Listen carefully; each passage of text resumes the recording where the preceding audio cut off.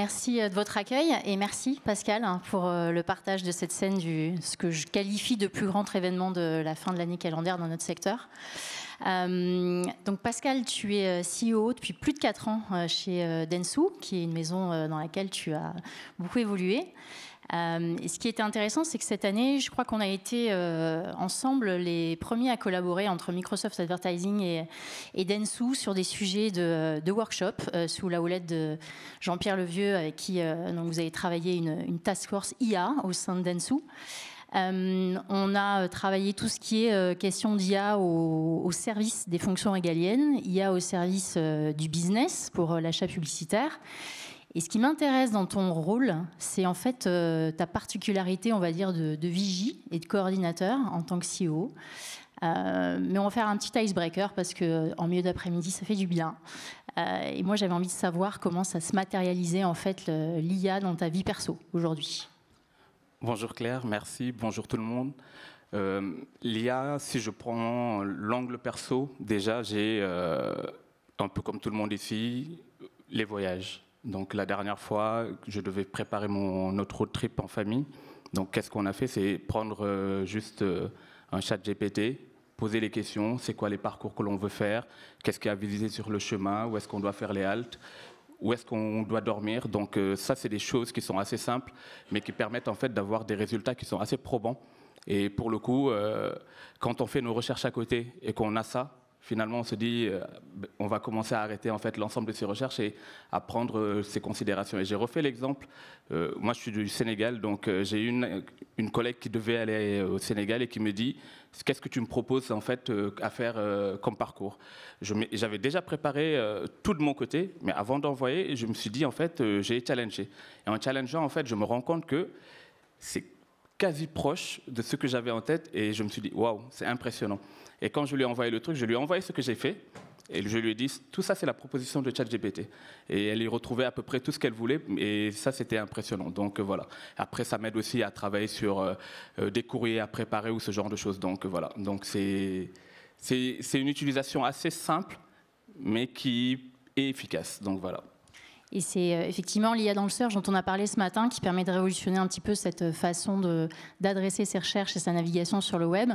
Alors aujourd'hui, dans les bureaux du 67 avenue Wagram, j'imagine qu'on parle beaucoup d'IA au service de ce qui a été donné tout à l'heure comme un élément booster en fait, de productivité et de collaboration entre les équipes. Donc ça commence à se manifester comment, puisque c'est rentré dans le concret chez vous? Tout à fait. Et tu le disais tout à l'heure en introduction, tu parlais de la journée qu'on a passée ensemble chez Microsoft. Donc, quand je reprends l'idée de cette journée, c'était déjà d'avoir tous les métiers de Dentsu. Pas forcément en fait juste le côté marketing, parce que quand on pense agence, on va penser en fait à ces services que l'on rend à nos clients. Mais au-delà de ces services que l'on rend à nos clients, on a aussi nous en tant qu'agence et avec l'ensemble de nos collaborateurs ce que l'on fait.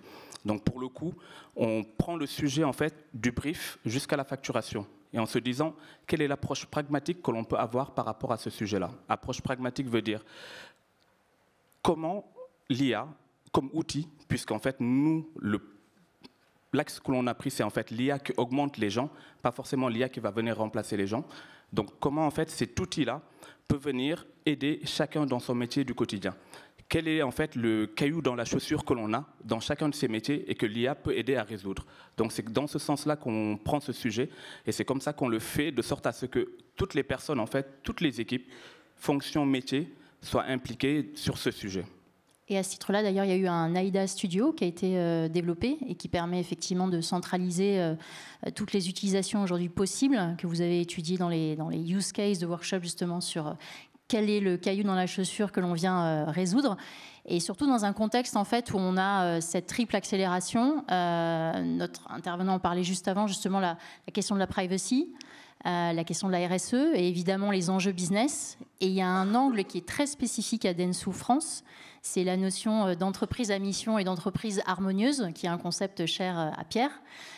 Donc comment ça vient s'inscrire dans cet enjeu, triple enjeu et triple accélération et s'aligner avec la notion d'entreprise à mission et entreprise harmonieuse qu'est Dentsu?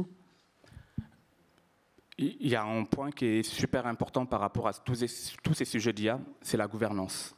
Aujourd'hui, on a pris le point avec tout ce qui arrive avec l'IA Act, tout ce qui était en fait RGPD déjà existant, Privacy Act. Donc on a travaillé avec nos équipes juridiques pour voir comment en fait on doit traiter ce sujet-là, quelle gouvernance on met autour, qu'est-ce qu'on peut faire, qu'est-ce qu'on ne peut pas faire. On est même allé un cran au-delà parce que dans notre manière de réfléchir, on engage chacun des collaborateurs de Dentsu sur ces sujets-là. Donc on fait signer une charte à chaque collaborateur disant que toutes les IA interdites ne seront pas utilisées. Et donc on leur présente aussi tous ces éléments d'IA interdites. Et comme tu le dis, on a un studio qui est le studio AIDA, AIDA pour AI, IA en fait, et Dentsu Agent. Donc on travaille avec ce studio-là où on avait déjà une task force derrière de plus de 100 personnes aujourd'hui qui sont dans les différents métiers pour comprendre ces enjeux-là, travailler sur ces sujets de gouvernance et derrière définir les do et les don't.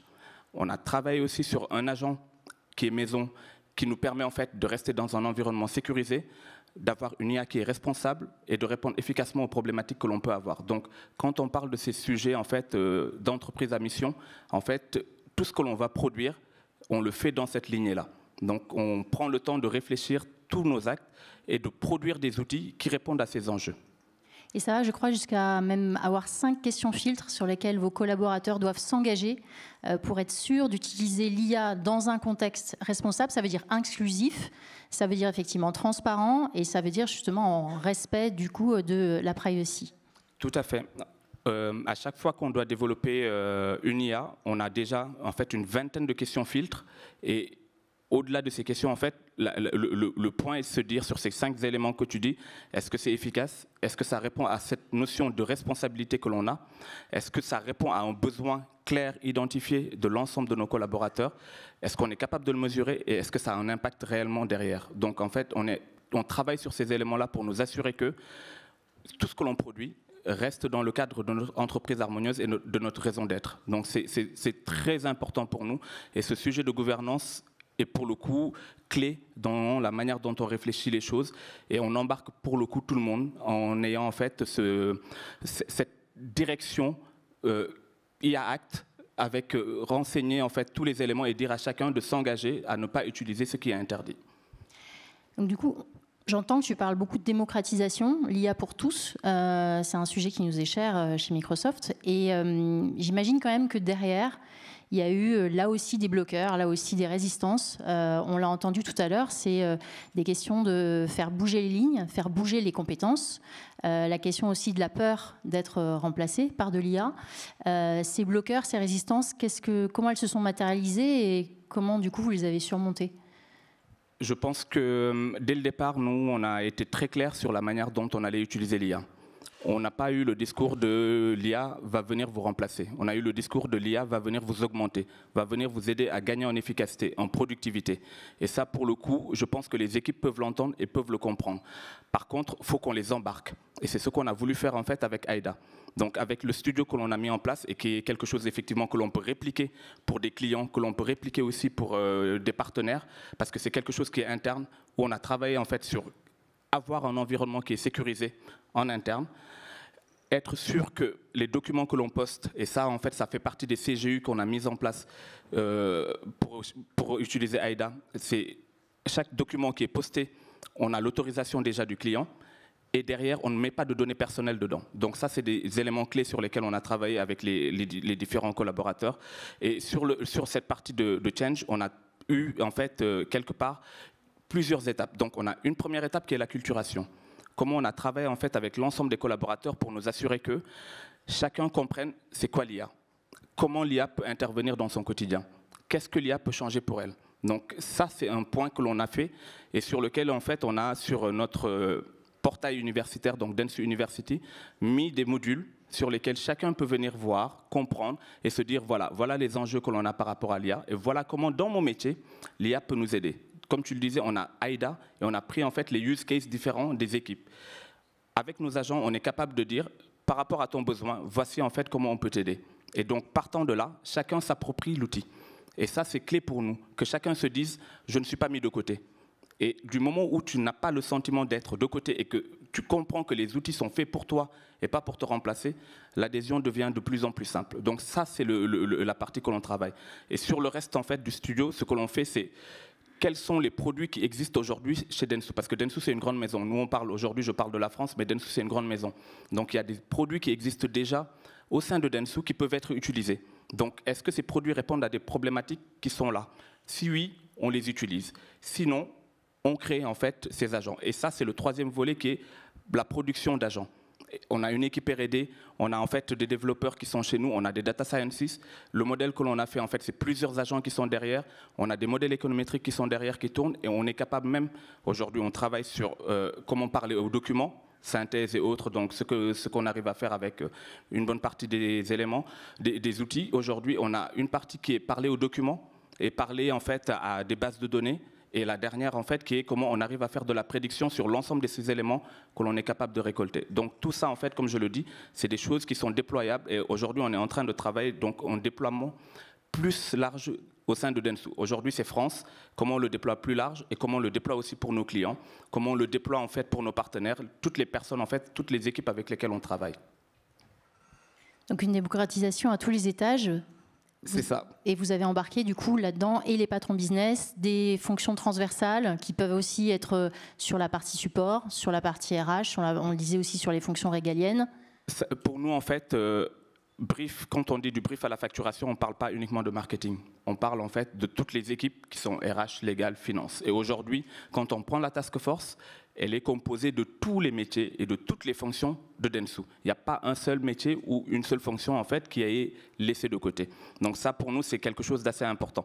Et ça m'intéresse aussi de savoir, pour le coup, chez Microsoft, comment ça se manifeste concrètement en fait cette démocratisation, parce que nous, ça c'est l'angle Dentsu, mais ce serait bien aussi d'avoir, je pense, un autre angle qui est celui de Microsoft. Oui, c'est ce que Satya Nadella caractérise par le fait de, en anglais, on dit empower every individual, every organization and every company to achieve more. Mais il y a un faux ami, c'est achieve, c'est pas forcément faire plus, c'est surtout s'accomplir en fait. Donc la notion d'accomplissement, dont tu parles aussi avec la notion d'entreprise harmonieuse, elle est hyper au cœur de la démocratisation de l'IA par Microsoft.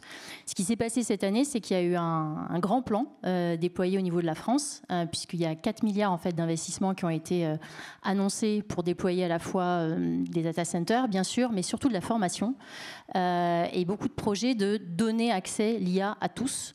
Donc ça veut dire quoi? Ça veut dire qu'on a en objectif de former plus d'1 million de personnes d'ici 2027 à l'IA en France.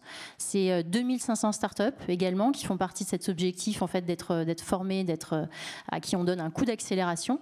Et ça s'est traduit par l'innovation en région, puisqu'on a déployé quand même 6 labs IA en région qui sont présents pour justement aller faire ce que tu disais, de la culturation, de la prise en main, de l'adoption. Pas juste en fait un concept sur l'IA, mais quel use case ça peut résoudre dans votre entreprise en région. Donc ça, c'est un projet de territoire qui est important.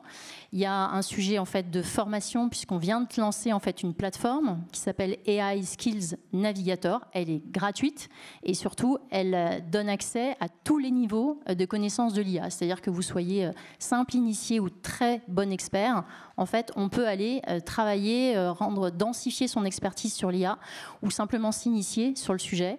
On l'a fait aussi dans un bêta pour le service numérique du ministère de la Culture qui s'appelle Compare AI. Là aussi, ça rejoint en fait les notions d'inclusivité et de transparence.